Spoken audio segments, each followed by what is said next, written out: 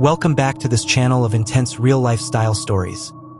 If you enjoy slow burn tension, complicated marriages, and people who one day decide not to accept disrespect anymore, get comfortable, turn up the volume, and stay with me until the end. And if this story makes you think about your own life, remember to like, comment, and subscribe so you don't miss the next one. My name is Adrian Vega, I'm in my late 30s, and this is the story of how my wife treated me like I was nothing in our own bed. So I showed her exactly what it looks like when a man decides to treat her like nothing outside of it. It all started on a Wednesday night after another long day at work. You know that feeling when you walk through the door hoping for a little warmth, a little connection, some sign that the person you married is happy to see you?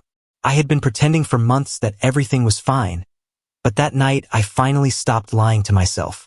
I came home, put my keys down, and my wife, let's call her Mara, barely looked up from her phone.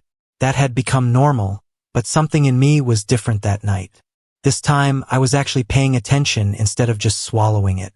Later, when we went to bed, I tried to start some intimacy.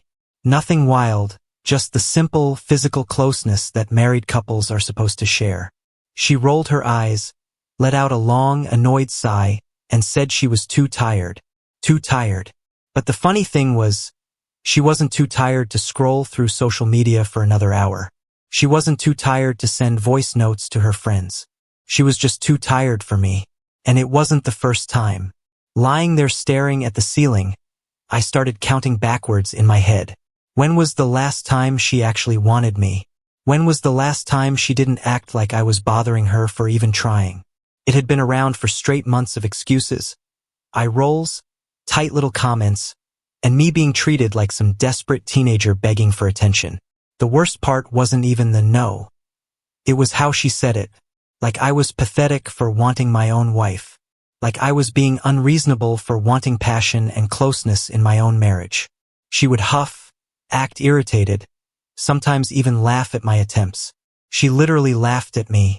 That night, while she slept peacefully beside me as if nothing was wrong, something clicked in my mind. It wasn't just that she was turning me down in bed. She was rejecting me as a man. She had zero respect for me, zero desire for me, and somehow I had allowed that to become normal. And here's what really hit me. During the day, she still expected everything from me. She still expected me to fix whatever broke in the house, handle the bills, take care of her car problems, listen to her complain about work, help her family when they needed it. She wanted every benefit that comes with having a husband, while giving me none of the benefits of being one. I lay there thinking about how this had even started. It wasn't all at once. It was slow, like a drip of poison. First, it was an occasional not tonight. Then it became almost never. Then it became the default, the expectation. Somewhere along the way, I trained myself to accept being treated like nothing, and she learned she could get away with it. The next morning, she acted like any other day. Made her coffee, got dressed for work, scrolled her phone, the same routine as always. Then, almost without thinking, she mentioned that the bathroom faucet was leaking and needed to be fixed. In the past, I would have jumped up automatically. But something inside me snapped, not into anger, but into crystal clear understanding. I looked at her and said, "You can fix it yourself." At first she laughed, assuming I was joking, but when she saw my face, her expression changed to confusion. Like she couldn't understand why the man she'd been treating like a household servant wasn't instantly rushing to solve her problem. "What's wrong with you?" she asked. I almost laughed at the question. What was wrong with me was that I had finally understood my own value. I had realized that respect is not something you beg for. It's something you teach people to give you by what you tolerate. That morning, I made a decision that changed everything. If she wanted to treat me like I was nothing in the bedroom, she was about to find out what it felt like to be treated like nothing everywhere else. I wasn't going to fight with her, I wasn't going to beg, I wasn't going to try to convince her to want me. I was simply going to show her, through my actions, what she was losing. The rules of the game had changed, and she had no idea yet. That night, I remembered something important. You teach people how to treat you. For months, I had been teaching her that she could disrespect me with no consequences. That class was officially over. The transformation didn't happen in a single day, but it started right away. I began what I like to call the silent strategy. No big fights, no dramatic speeches, no shouting. Just calm, controlled, deliberate distance. Step 1. I stopped trying. Completely. No more begging for intimacy. No more random romantic gestures. No more trying to win her attention like some contestant on a game show. If she wanted to pretend I didn't exist in our bed, I would treat her like she didn't exist in every other part of my life. On the third day, she finally noticed something was different. I came home from work, said a simple, "Hey," and went straight to the garage to work on my motorcycle, a project I had been putting off for ages because I was always busy taking care of her needs. When she called me for dinner, I told her I had already eaten. That wasn't even true, but I wasn't going to sit across from someone who treated me like a roommate and pretend we were a happy couple. The beauty of this approach was watching her confusion grow. She had gotten so used to me chasing her, trying to please her, that my sudden change shook her. When she asked what was going on, I just shrugged and said, "Nothing," with the same flat tone she had been using on me for months. By the end of that first week, I had signed up for a gym membership. Not to impress her, but because I realized how badly I had let myself go while trying to please someone who didn't appreciate me. Every afternoon after work, instead of heading home to be ignored, I went to exercise, clear my head and burn off the frustration. I came home when I felt like it. She started asking questions. "Where were you? Why didn't you text me? What's with this new routine?" My answers were short. At the gym. Didn't think about it. Just taking care of myself. I was giving her the exact same emotional energy she'd been giving me. Then the weekend came, and that's when it really got interesting. Normally, I spent Saturday mornings fixing anything that needed attention in the house. This time I got up, drank my coffee, and casually said I was going out. She assumed I meant grocery shopping or running errands for us. When she started listing things we needed, I cut her off. "I'm not running errands today. I'm going to check out some new fishing gear."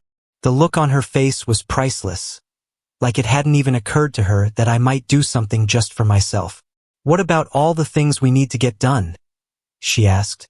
I told her she was completely capable of handling them on her own. That's when she started getting irritated. Not because she was worried about our relationship, but because her personal assistant had just quit without notice. She tried guilt first. "I can't believe you're being so selfish." My answer was simple. "Now you know how it feels." By the second week, things escalated. She realized this wasn't just a bad mood. I had fundamentally changed. When her car started making that familiar noise again, she mentioned it, waiting for me to offer to take it to the shop like always. I suggested she schedule a mechanic. When she needed help moving furniture, I reminded her that her brother was strong enough to help. Every task, every favor, every little thing she had come to expect me to handle automatically, I now treated as what it really was, her responsibility, not mine. I was her husband, not her employee. The best part was watching her try to figure out what had changed. She'd see me smiling at my phone and ask who I was messaging. I told her I'd reconnected with some old friends from the gym. She noticed I was buying new clothes and asked what the occasion was. "No occasion," I said. "Just feel like looking good for myself." What really bothered her was that I wasn't angry. I wasn't sulking. I wasn't yelling. I wasn't begging. I was calm and indifferent. And you can't manipulate calm indifference the way you can manipulate desperation. By the third week, she was actively trying to get my attention. She walked around the house in less clothing. She made comments about how distant I'd become. She suggested we watch a movie together. My reaction was polite but detached. "You can watch whatever you want. I'm reading." "I don't feel distant," I told her. "I feel fine." The same woman who had treated me like I was nothing for months was now feeling what it was like to be nothing to someone else. And the truth is, I wasn't doing it to hurt her. I was doing it because I had finally learned to respect myself. I could tell she started asking her friends for advice. Suddenly she brought up communication in marriage and working through hard times. But here's the thing about respect. Once it's gone, you don't get it back just by talking. You have to earn it again. And she hadn't even fully admitted she'd lost it. After about a month of this new reality, she was different. Not better, just more alert, more focused on where I was and what I was doing. But it wasn't coming from love or desire. It was coming from fear of losing control. Then came the second month, when it finally dawned on her that this wasn't a phase. This was the new normal. That's when she started to panic. One Thursday night, I was reading in the living room when she walked in wearing that dress. Every married man knows what I mean. The dress that used to mean the night was going to end very well. The dress I hadn't seen in almost a year. She sat down next to me, a little too close, and started talking in that soft voice she used to use when we were dating. I looked up from my book, gave her a polite little smile and said, "That's nice, babe." Then I went back to reading. The silence that followed said everything. She sat there for maybe 10 minutes, waiting for me to react. When I didn't, she got up and left the room. I could practically hear her brain short-circuiting. The old version of me would have dropped everything the moment she showed interest. I would have been grateful for any scrap of affection she offered. But the new me had learned something important. You don't get to treat someone like trash for months and then flip a switch and expect them to jump at your first sign of attention. That weekend she suggested we go out to dinner, just the two of us. A month earlier I would have been thrilled. Now I had other plans. I was meeting some guys from the gym to watch a game. The look on her face when I told her was a mix of confusion, anger, and something else. Fear. "So you're choosing your friends over me?" she asked. I almost laughed. This woman had been choosing her phone, her sleep, her social life over me for months. "I'm not choosing anyone over anyone," I said. "I'm just not available tonight." That's when she started getting nasty. "You're acting like a child. This attitude is ridiculous." I put my keys down and looked her in the eyes. "You know what's ridiculous? Thinking you can ignore your husband for months and then expect him to drop everything the moment you finally decide you want attention." The expression on her face told me she knew exactly what I was talking about. But instead of admitting it, she doubled down. "I never ignored you. You're being dramatic." So I did something I had never done before. I got specific. "Really? Because I can tell you exactly how many times you've rejected me in the last 5 months. I can tell you how many times you rolled your eyes when I tried to touch you. I can tell you how many times you made me feel like I was annoying you just for wanting my own wife." She had nothing to say to that, because the truth was sitting in the room with us and we both knew it. She tried to shift the blame. "Well, you never said anything about feeling like that." Classic move. Make it my fault for not complaining about her behavior sooner. "You're right," I said, grabbing my keys. "I should have said something. I should have told you that treating your husband like he doesn't exist comes with consequences. Consider this your official notice." And I walked out. When I came home later that night, she was waiting, not out of worry but out of anger. She started attacking me with questions the second I stepped inside. "Where were you? Who were you with? Why didn't you answer your phone?" I poured myself a glass of water and looked at her. I was exactly where I said I'd be, with exactly who I said I'd be with. And I didn't answer my phone because, for once, I was actually enjoying myself. That's when she said the line that revealed everything. "You're being selfish. Marriage is about compromise." I actually laughed. "You're right. Marriage is about compromise. So tell me, what exactly have you been compromising on? Because from where I'm standing, I've been giving everything and you've been taking everything." She tried to turn it around again. "I compromise all the time. I put up with your moods, your work stress, your demands."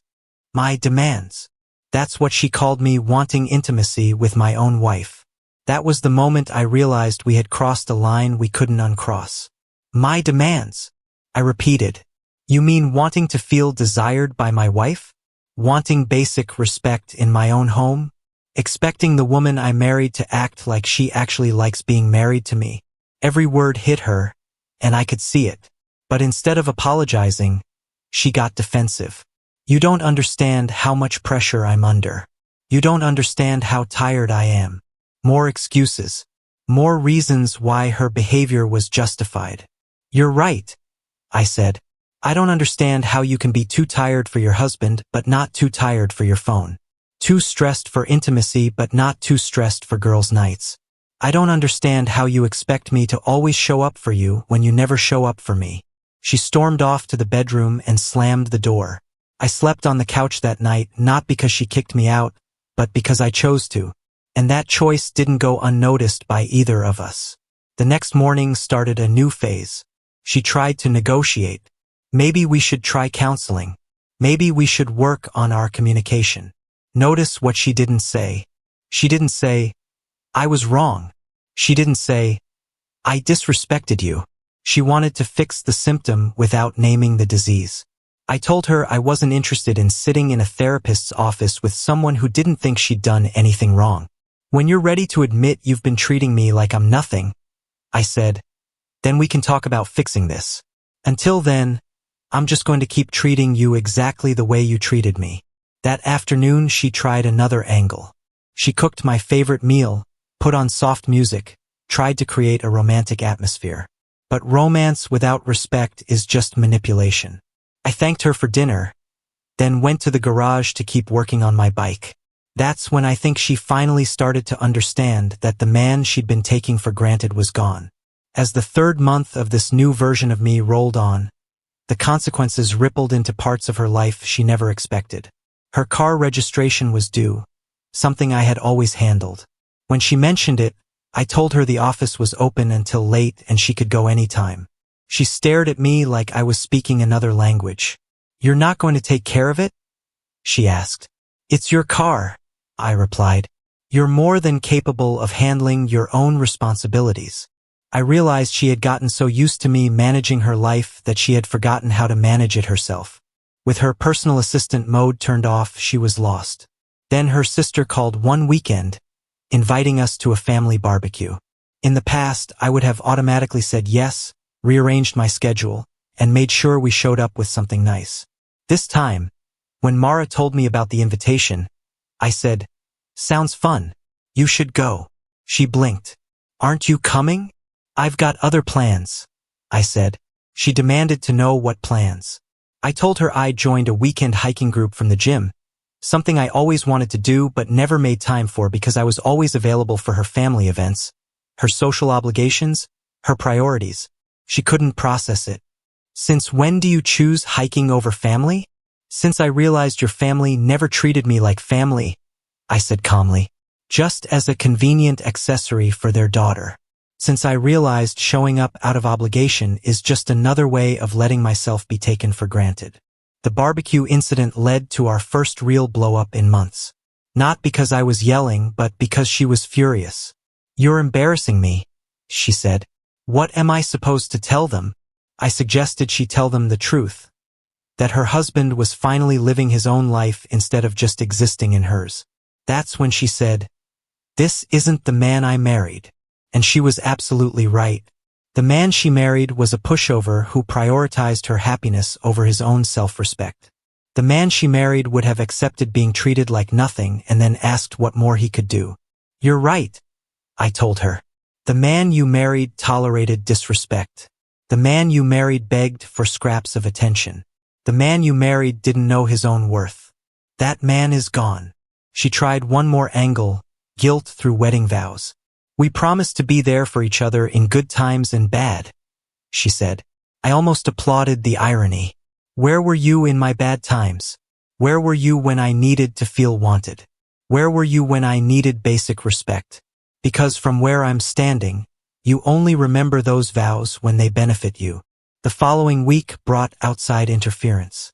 Her mother called me directly for the first time ever. She wanted to know what was wrong with me, why I was treating her daughter so badly. I listened politely and then asked one simple question. Has your daughter told you how she's been treating me? The silence that followed told me everything. Mara hadn't mentioned months of rejection, eye rolls, cold shoulders, or the total lack of intimacy or respect. She had only told them that I'd become distant and unsupportive. Classic victim play. Tell everyone about the consequences while hiding the actions that caused them. I ended the call firmly but respectfully. I appreciate your concern, I said. But this is between Mara and me. If she wants to share the full story, that's her choice. But I'm not going to defend myself against accusations built on half-truths. I could tell her friends were getting involved too. Mara would have long whispered phone calls, then come to me with new ideas. Everyone thinks we should try date nights. My friend says couples go through dry spells. Maybe we should take a vacation. All external fixes for an internal problem. All ways to avoid facing the fact that she had lost respect for me and I had lost any interest in begging her to get it back. The breaking point came when she tried to involve my own friends. She called one of my coworkers and told him she was worried I was having some kind of midlife crisis. When he brought it up, I set the record straight. Crisis? I laughed. This is the opposite of a crisis. This is the first time in years I feel like myself. I explained the situation as calmly as I could, not to trash her, but to give him the context she had conveniently left out. His response was exactly what I expected. Good for you, man. It's about time. That night, Mara confronted me for talking about our private life. The irony was amazing. She had been talking to her family, her friends, even my friends, but somehow, I was the one breaking the rules by giving people the full picture instead of her edited version. You're right, I said. Our issues should be private. So maybe you should stop calling everyone looking for allies and start dealing with the real problem. She asked what I meant by the real problem, still pretending not to know. I looked at her for a long moment. The real problem is that you spent months destroying your husband's self-worth, and now you're upset that he found it again.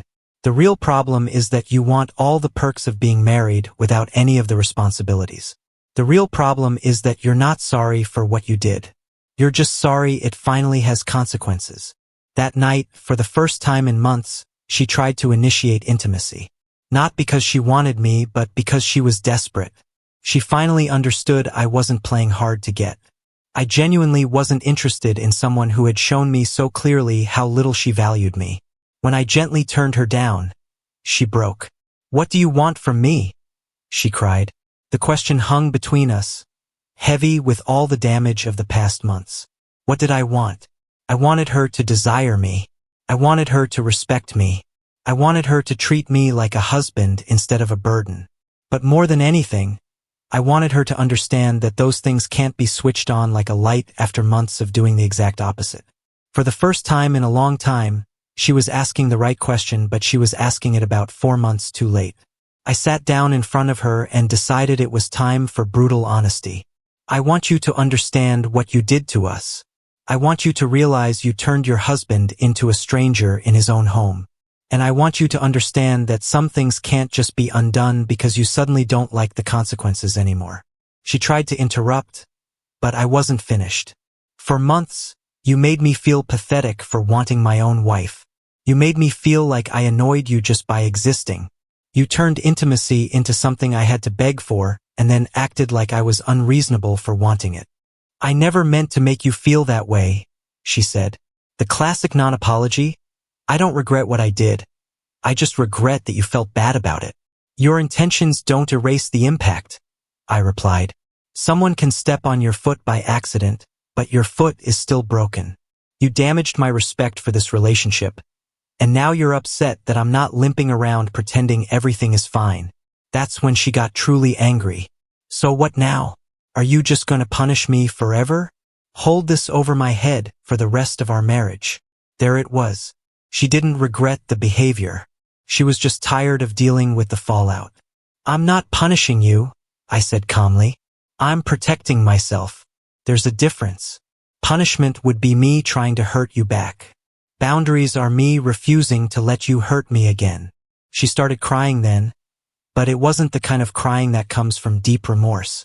It was the crying of someone who realizes they can't manipulate things back to the way they were. I want my husband back, she sobbed. I want things to go back to how they used to be, and that was the real issue. She wanted to go back to a dynamic where she had all the power and I had none. Where she could treat me however she wanted and I would still be there no matter what. The husband you want back never really existed, I told her. You want the man who accepted disrespect and called it love. You want the man who begged for attention from someone who clearly didn't want to give it. That man was dying slowly, and you were the one killing him.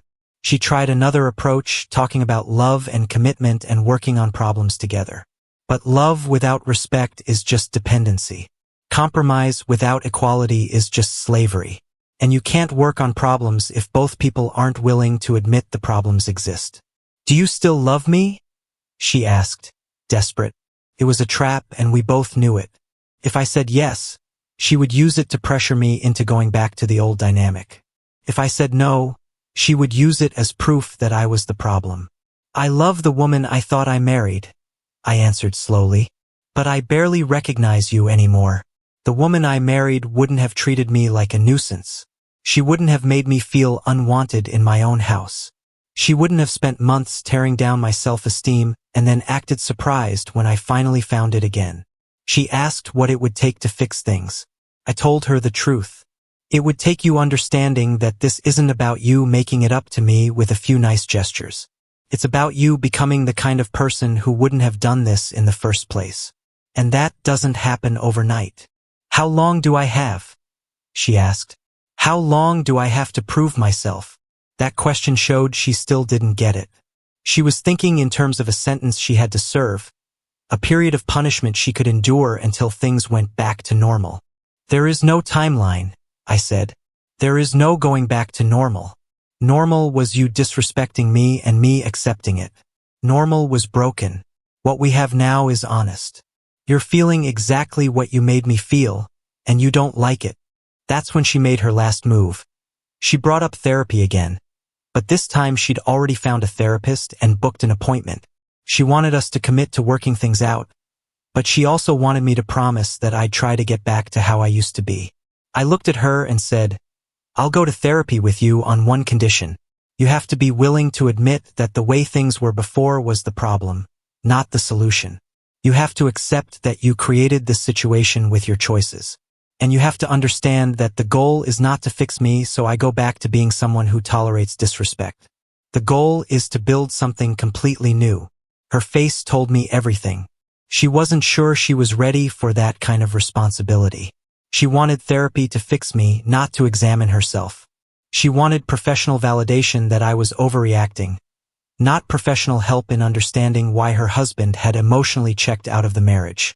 Think about it, I told her. Really think about whether you're ready to own your part in this. Because if you're not, therapy is just going to be an expensive way to hear truths you don't want to face. She went back to the bedroom again, but this time something was different. This time, I think she finally realized I wasn't bluffing, I wasn't going through a phase, and I wasn't trying to manipulate her into treating me better. I was simply done accepting less than I deserved. And if she couldn't give me what I deserved, she was about to see what life looked like without the man she'd been taking for granted. The next morning, she left for work without saying goodbye. For the first time in our marriage, the silence didn't bother me because it was honest. It wasn't filled with unspoken resentment and unmet expectations. I had laid everything on the table. What she did with that truth would decide everything that came next. About 2 weeks after that big confrontation, she made her choice. She scheduled therapy and told me she was ready to take responsibility. But I wasn't interested in her words anymore. I was watching her actions. The first session went exactly how I expected. She spent a lot of time explaining how I had become cold and distant, how I wasn't the same man she married. To the therapist's credit, they asked very direct questions. What was going on in your relationship before his behavior changed? And that's when the truth started to surface. With gentle but firm questions, the therapist got her to admit to months of rejection, eye-rolling, emotional shutdown, and complete lack of intimacy. Even then, she tried to justify it with stress, exhaustion, and feeling overwhelmed. All real feelings, but none of them valid excuses for treating your partner like garbage. When the therapist turned to me and asked how it all made me feel, I didn't sugarcoat it. I described exactly what it was like to be rejected by your own wife over and over, to be made to feel like a burden for wanting connection, to lose yourself little by little while trying to please someone who just didn't care. On the drive home, she was quiet, and this time it wasn't angry silence. It was reflective. That night, she did something I hadn't seen in a long time. She gave a real apology. Not, I'm sorry you felt that way, but, I'm sorry I made you feel unwanted. I'm sorry I took you for granted. I'm sorry I turned our marriage into something you had to survive instead of something you wanted to be in. It was the first true acceptance of responsibility I'd heard from her. But apologies are just words until they're backed up by change. So I told her exactly that. I appreciate the apology. Now show me it means something.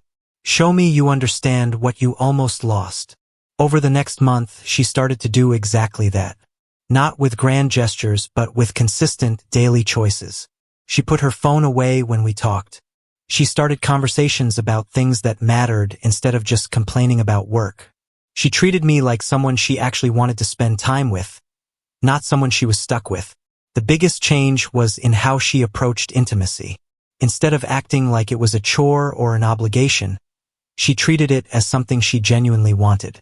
The difference between someone desiring you and someone tolerating you is like night and day. But here's the important part. I didn't just snap back to who I'd been before.